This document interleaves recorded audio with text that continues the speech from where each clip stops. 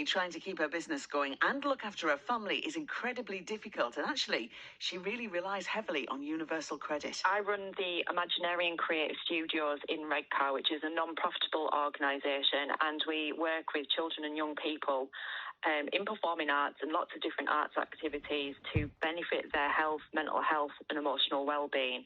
So it's quite a vital and valuable role that we have within the community. So it's very community-based.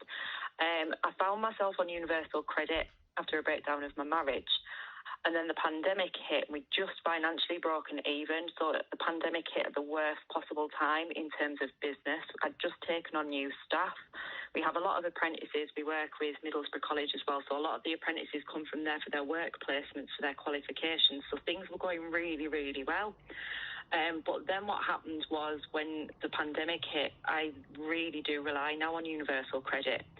And I do work hard, and obviously running a business right now as self-employed, it is very, very hard. So I couldn't, for example, be furloughed. I didn't have that because I'm self-employed. I literally have to rely on universal credit, so which is fine. When we're talking about this then, just to kind of like clarify this.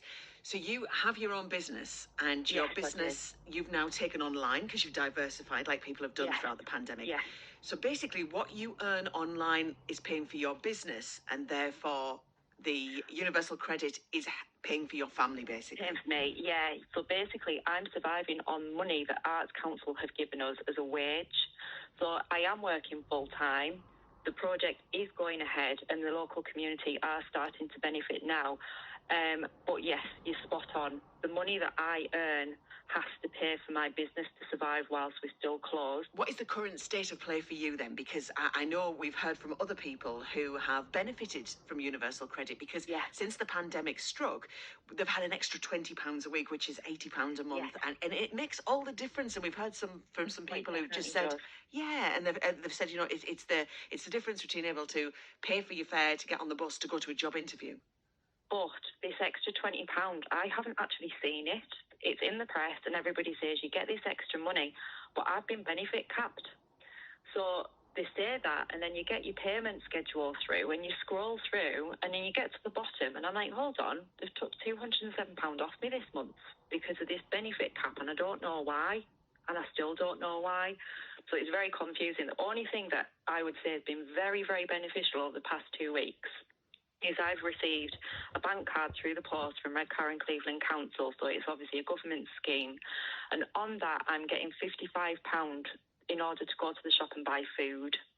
For me, that is absolutely a godsend. So rather than putting it on the universal credit, this card that I've been sent I think is amazing. So you can't buy alcohol or cigarettes, for example, on it. It literally just helps with food. So why have they taken all this time to do that? Like, that is, for me, has been the biggest positive in my life financially for a very long time, because I know for the next, it only lasts 2 months, I think, but I know that I've got £55 that I can go and do my food shop. That sounds like a terrific lifeline. It really does.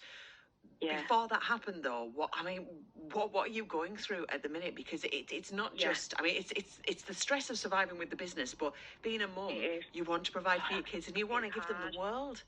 Yeah, it's very hard. Like, I know it even sounds daft, but like Halloween, birthdays, I don't know how I'm going to pay for Christmas. And I feel we turn more to charities. And I don't feel it's anything to be ashamed of, even though at first I was like, oh my God, my entire life, I mean, the job I do, I'm working with vulnerable families, and for the first time, I need help. And it was very, very stressful. However, all I want to say is the charities that have done all of their amazing work, honestly, the value of these charities now, I've experienced it firsthand. They're absolutely amazing. So I feel the country now is surviving on charities, and we'd be lost without that. Well, we are raising awareness of this because it is World Poverty Day today. Now, the number of families affected by the benefit cap, which limits just how much any one household can receive in benefits, rose by 93% between February and May. The government says it increased some payments to help people cope with the coronavirus crisis. And you can find out more about this story if you're tuning to BBC Politics North, along with the latest on the region's COVID restrictions, of course, as well. And there's also an interview this week with the Labour leader, Sir Keir Starmer. It's on BBC One tomorrow morning at 10 o'clock with Richard Moss. 8:15 now.